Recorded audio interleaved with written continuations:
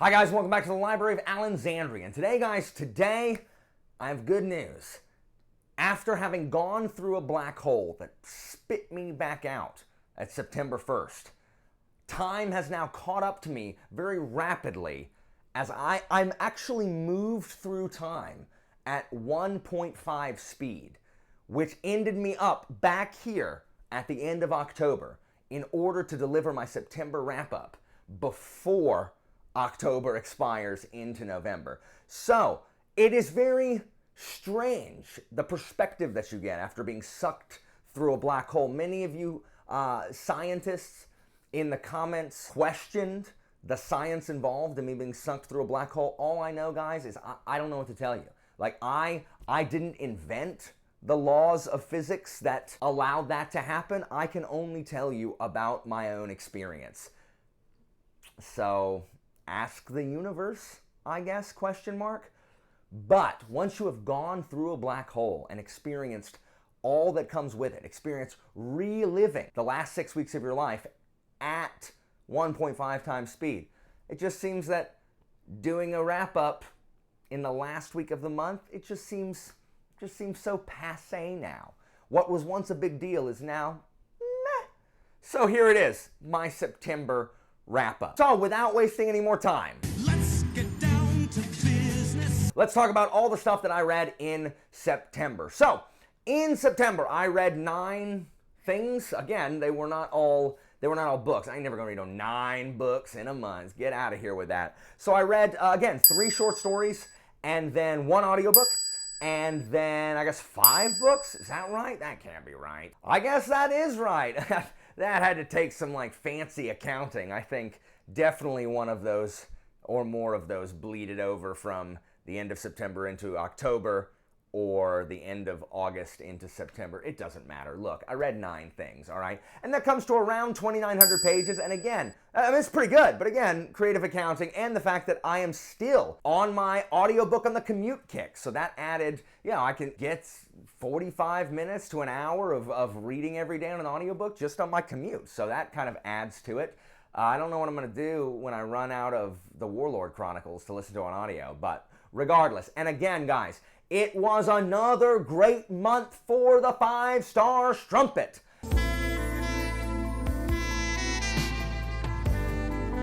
Out of those 9 things that I read, 4 of them were 4 stars, but 5 of them were 5-star reads. Another fantastic month for the Strumpet.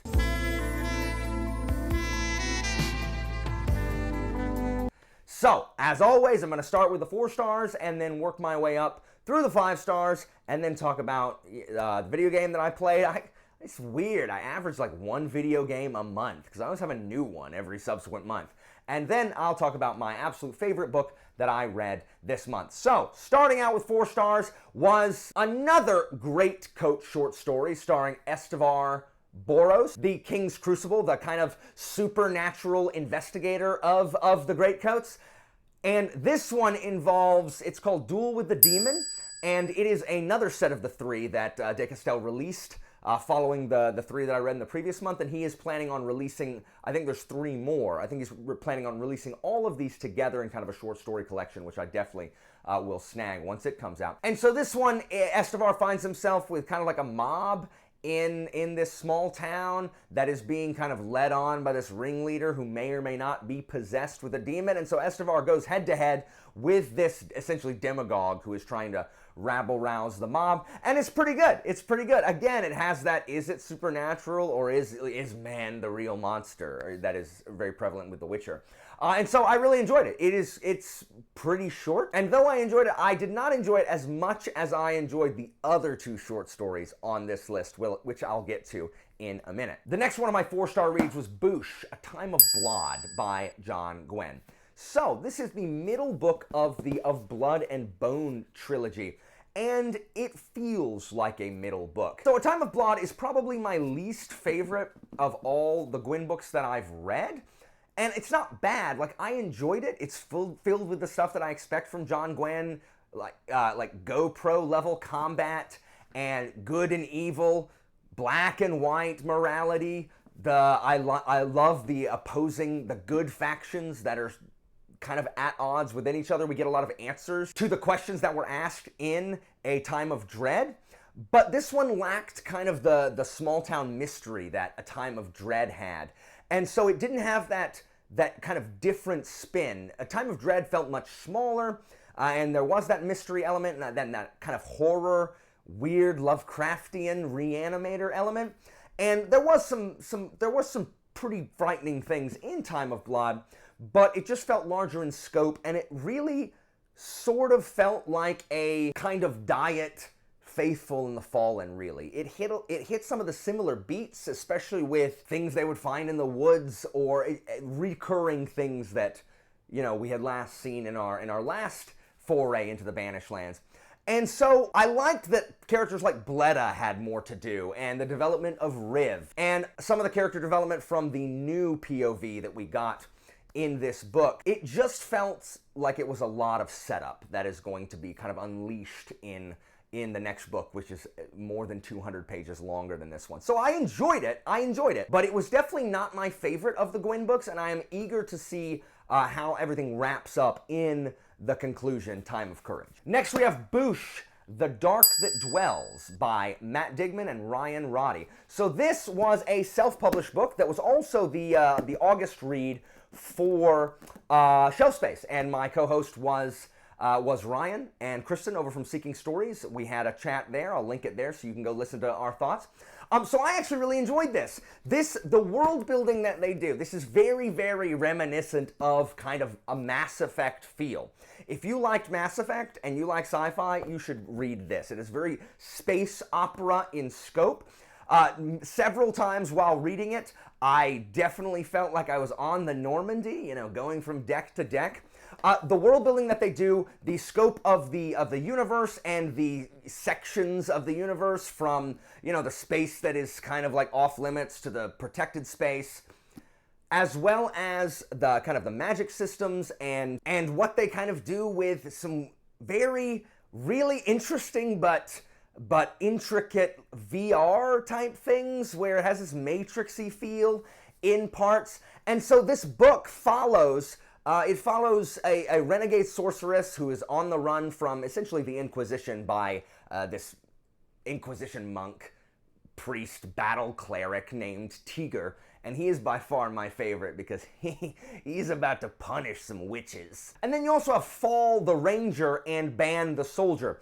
And I really love what they've done with like the tech in this. The tech that they've come up with here is really freaking cool. From the fact that Fall is a ranger and uses a bow, but it's like a robot bow. So he pulls it out and it goes, and he speaks to it in an varying arrow of, you know, different kind of properties, like a blow up arrow or a silence arrow or a, you know, smoke arrow that comes up. This, you know, these robot arrows, which is freaking cool. As well as there are these magic items that essentially are, I can't talk too much about what they are, but they're cool as crap. They are stored in kind of like a nether space, kind of like a bag of holding, if you will. And if they need them, they like tear apart, you know, like fold back reality like a curtain and reach out and pull the weapon out. Which reminds me of part of the game I played this month. There is a similar thing where they pull out a weapon that I saw and I was like, dang, it's like Dark That Dwells.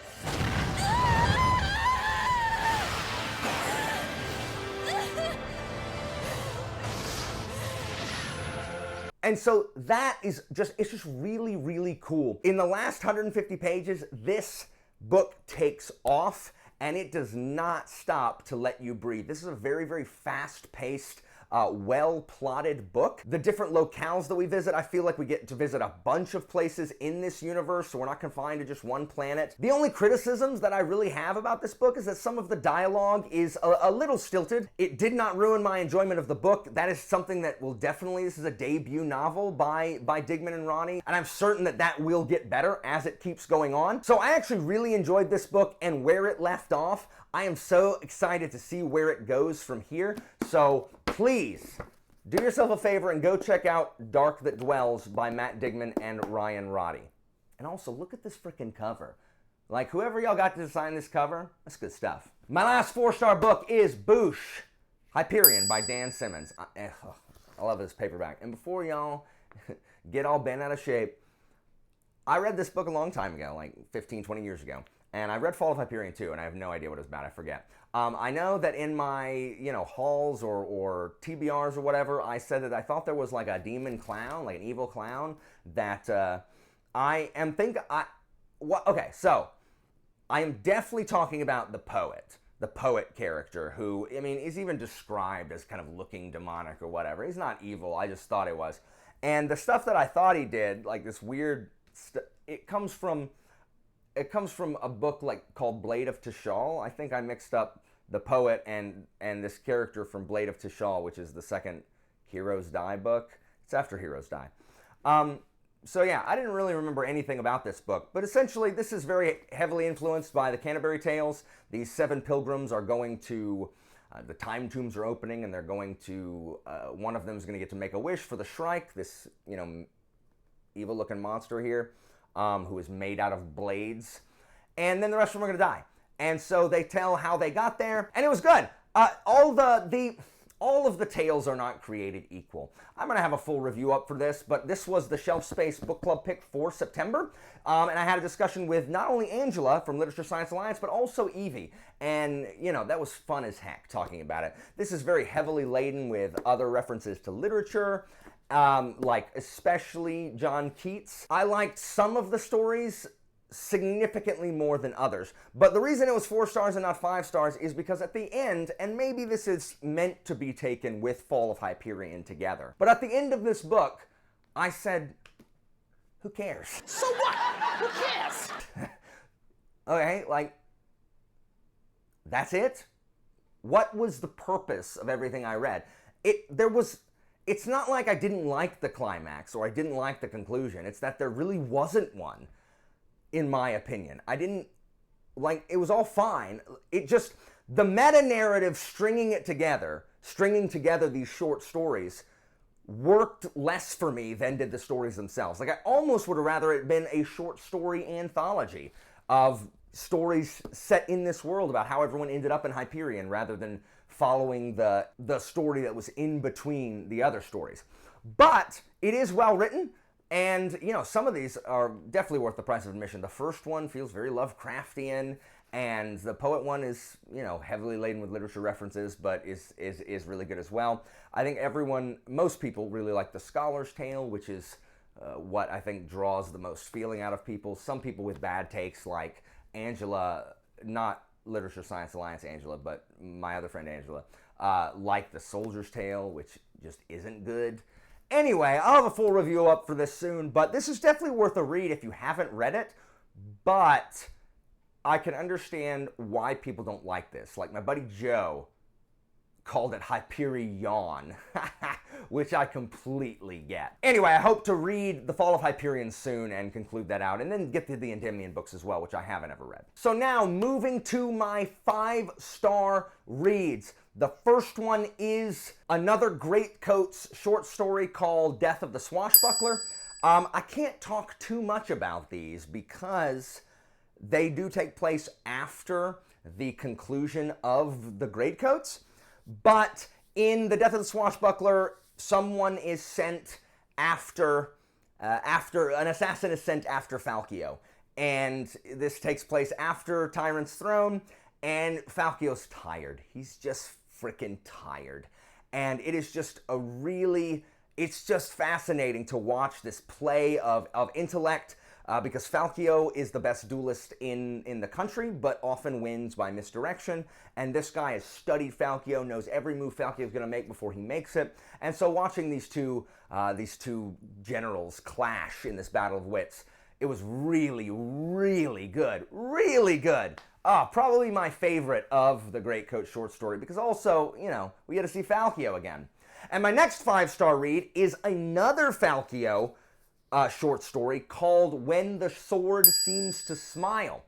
And this one is more, we see a more introspective Falkio, again, after Tyrant's Throne, where he's kind of looking inward at why he is a duelist and why he is a Greatcoat, and that urge for violence that Falkio has, the same way that Samuel Vimes has in the Discworld books. It's just that, you know, that beast inside, and why he feels like he can ever put down the sword, or will he always be that guy who's just gonna, that's just who he is. He's got a sword in his hand, and that's how he's gonna die, with a sword in his hand.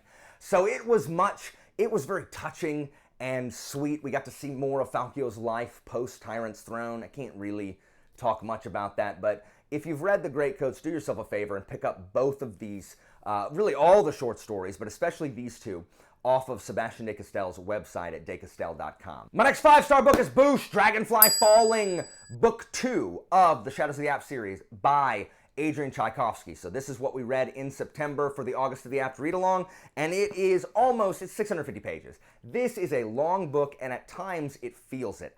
I loved this book. Guys, Tchaikovsky can write siegecraft with the best of them. There is so much war in this book that I know why people were fatigued when finishing reading it. Barely does one siege end when a second one begins. There is so much siegecraft, and it is just thrilling to watch. It is at times heartbreaking and blood pumping and just like anxiety inducing, as we again see Tchaikovsky make some choices that you wouldn't normally expect. I do like these books because a lot of them, parts of them are, you do like, oh, okay, well, there's no way he's going to do that. But then there's parts like, what? You went there? Whoa! Again, he speeds through parts that other authors would labor on, you know, a third or half or even a whole book. And most of the time, that's really good. It's like, I wouldn't care about that anyway. Let's get to the good stuff. Sometimes it breezes past some character interactions that you really want to happen. And there are some things that, you know, the things that didn't make sense from Empire, Black and Gold still don't make sense here. And I think it's largely because I don't understand how one particular Kinden's powers work, and I would like to understand it. But this very much felt almost like it should have been 2 books, because so much happens. There is definitely enough material in here for it to have been split in twain, and then maybe padded each one with about 50 pages of that kind of stuff that some people felt was lacking, some maybe character interactions or development. But overall, guys, I am loving this series. Shadow of the Apt is quickly rising to be one of my new favorite series, just because, and I know that for this being his second novel, first of all, absolutely incredible. And I know some people have problems with it and some people don't like it as much as his sci-fi stuff, but for me, it hits so many of the things that I love. Industrial tech, complicated and flawed characters, military fantasy, siegecraft, great villains, interesting plot, interesting lore, a bunch of cool races. We're learning about new Kinden all the time. There is some creepy stuff in this book. I love this book. I'm not sure I liked it as much as Empire, but I definitely enjoyed it and cannot wait to read the rest. I'm going to do a full review of this book at some point, but we did have a live discussion of this with Shai and Angela and Katrina, and it was fantastic. They were fantastic guests, so you can check out that live show there. My next 5-star book is Bouphe Blackwing by Ed McDonald, and this is the first book of the Raven's Mark series. I loved this book. This is the last book that I was supposed to read for me and Leanna's TBR swap back in July, and I loved it. I didn't know what to expect, but I absolutely loved this book, and I tore through it. I have a full review that I will link there for you to check out if you want to get my full, mostly non-spoilery thoughts about this series. It's so good. It's like a post-apocalyptic flintlock or matchlock Western Victorian steampunk thing where they use these wizards, they use light as their magic, but the light has to be stored in these light bulbs or batteries or whatever, and they, like one of those old-timey like journalists, like, okay, smile for the Nicky Bird, type things. And it also feels very film noir-y with our hero, Reinhold Galharrow, who is trying to save the damsel in distress, who is not a damsel that particularly needs saving. And it's just it's a very grungy kind of world. It's very unsafe and dirty, and there are some really horrific Lovecraftian beasties. And there are these gods, yeah, they kind of remind me of the 10 who were taken that have they don't have names, they're called the Nameless, but they've just been given names. Like Crowfoot is the one that Galharrow kind of works for. And they're fighting the Deep Kings, who are these, I guess, other godlike wizards that are, trying to take over the cities that survived their last invasion. The last invasion halted only by one of the Nameless ones named Null. He had this huge, destructive laser cannon weapon thing that just blasted, it just wiped out the Deep Kings that were attacking. And then Crowfoot blew some crap up and essentially broke the in-between that separates the cities from the Deep One territories, the Deep King territories. Like the sky has a rent in it, and the misery, weird stuff happens.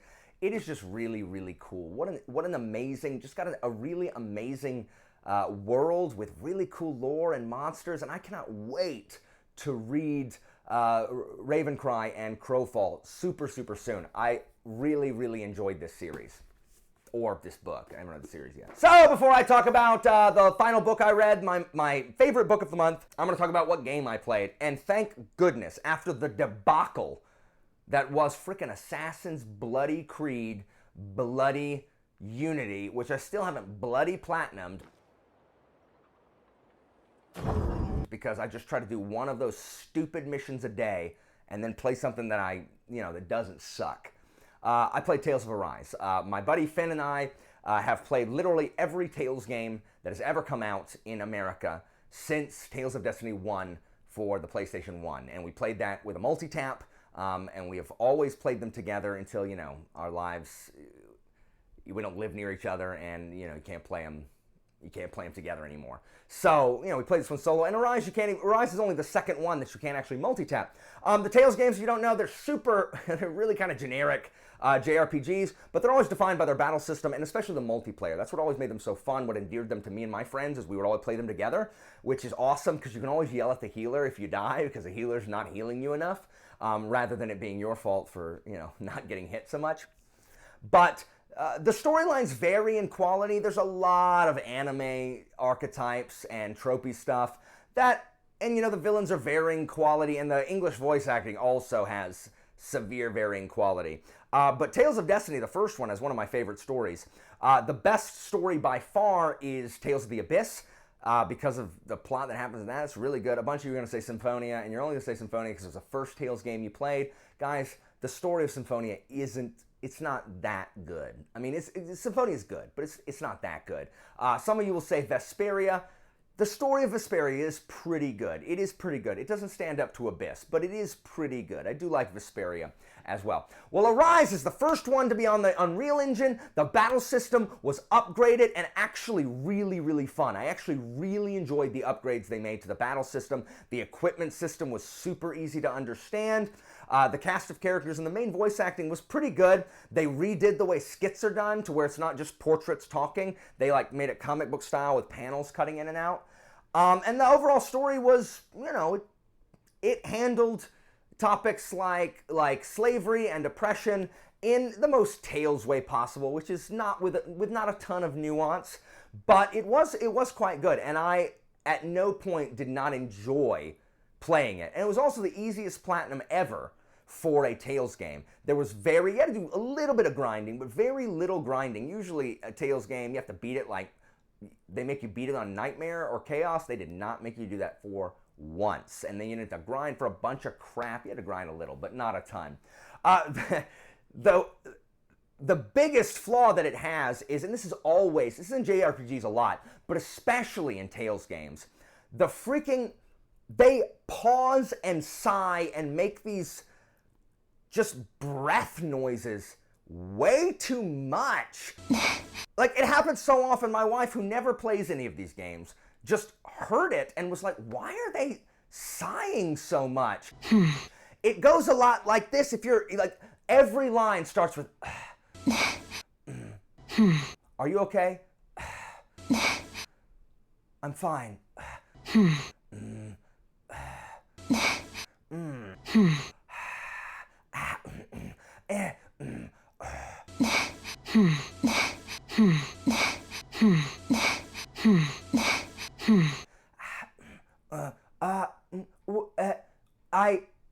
It's just that. Repeat, like, it happens so much. Guys, it makes your dialogue take so long.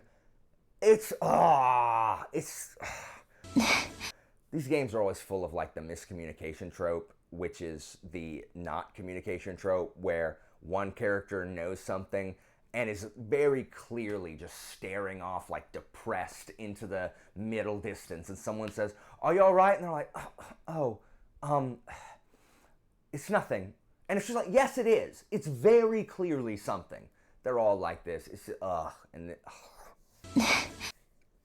Anyway, the English voice acting in Tales games is not always fantastic. It's better in some than others, but it was okay in this one. But it was very, very fun. I beat it. I've been waiting, 5 years for another Tales game since Berseria, so it was good stuff. It was good stuff. So I hope they continue going in the right direction. I really just want the plots to be really interesting and not super generic. This one had some twists and turns that I didn't expect, which is unusual for a Tales game. So go and play it if you like JRPGs. And so the final book, my favorite book of the month, is again Boosh. This is Enemy of God, book 2 of the Warlord Chronicles by Bernard Cornwell. Guys, again, the Warlord Chronicles, just like Winter King, continues to take the top spot.